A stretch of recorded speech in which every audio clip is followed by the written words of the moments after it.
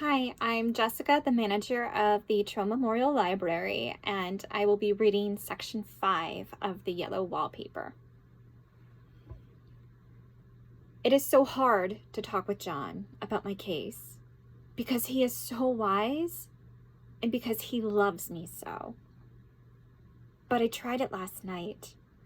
It was moonlight, the moon shines in all around, just as the sun does. I hate to see it sometimes. It creeps so slowly and always comes in by one window or another.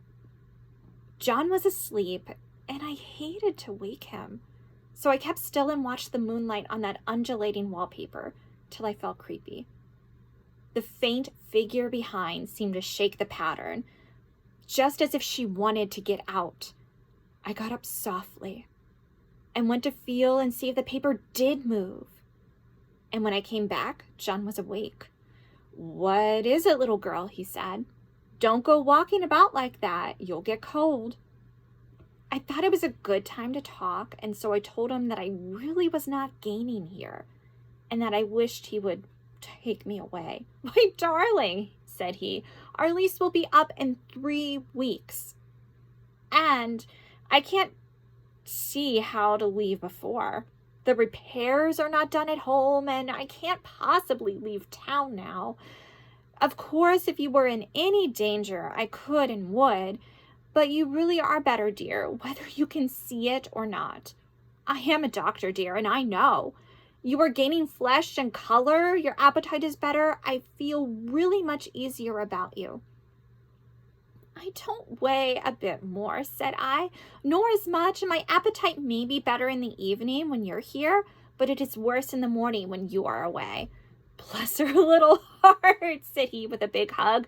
"She shall be as sick as she pleases, but now let's improve the shining hours by going to sleep and talk about it in the morning." "And you won't go away?" I asked gloomily. "Why, how can I, dear? It's only 3 weeks more, and then we will take a nice little trip of a few days while Jenny is getting the house ready. Really, dear, you are better." "Better in body, perhaps," I began, and stopped short. For he sat up straight and looked at me with such a stern, reproachful look that I could not say another word. "My darling," said he, "I beg of you, for my sake and for our child's sake, as well as for our own, that you will never for one instant let that idea into your mind. There is nothing so dangerous, so fascinating to a temperament like yours. It is a false and foolish fancy. Can you not trust a physician when I tell you so?" So, of course, I said no more on that score, and we went to sleep before long. He thought I was asleep first, but I wasn't.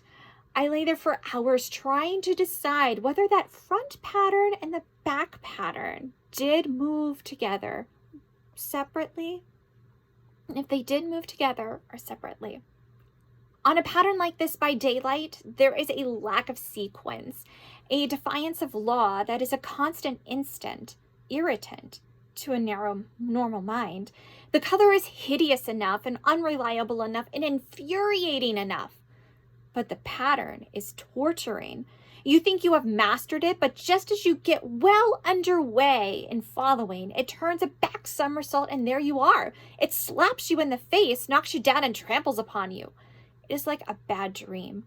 The outside pattern is a florid arabesque, reminding one of a fungus. If you can imagine a toadstool in joints, an interminable string of toadstools, budding and sprouting in endless convolutions, why, that is something like it. That is, sometimes. There is one marked peculiarity about this paper, a thing nobody seems to notice but myself, and that is that it changes as the light changes. When the sun shoots in through the east window, I always watch for that first long straight ray. It changes so quickly that I can never quite believe it. That is why I watch it always. By moonlight, the moon shines in all night when there is a moon. I wouldn't know that it was the same paper. at night, in any kind of light, in twilight, candlelight, lamplight, and worst of all, by moonlight. It becomes bars, the outside pattern I mean, and the woman behind it is as plain as can be. I didn't realize for a long time that the thing that was showed behind that dim sub-pattern, but now I am quite sure it is a woman. By daylight, she is subdued, quiet. I fancy it is the pattern that keeps her so still. It is so puzzling. It keeps me quiet by the hour. I lie down ever so much now. John says it is good for me to sleep all I can. Indeed, he started the habit of making me lie down for an hour after each meal. It's a very bad habit, I am convinced, for you see, I don't sleep. And that cultivates deceit, for I don't tell them I'm awake. Oh, no. The fact is, I am getting a little afraid of John. He seems very queer sometimes, and even Jenny has an inexplicable look. It strikes me occasionally, just as a scientific hypothesis, that perhaps it is the paper. I have watched John when he did not know I was looking, and come into the room suddenly on the most innocent excuses, and I've caught him several times looking at the paper. And Jenny, too. I caught Jenny with her hand on it once. She didn't know I was in the room, and when I asked her in a very quiet voice, with the most restrained manner possible, what she was doing with the paper, she turned around as if she had been caught stealing and looked quite angry.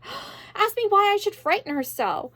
Then she said that the paper stained everything it touched, and she had found yellow smudges on all my clothes and John's, and she wished we would be more careful. Did not that sound innocent? But I know she was studying that pattern, and I am determined that nobody shall find it out but myself.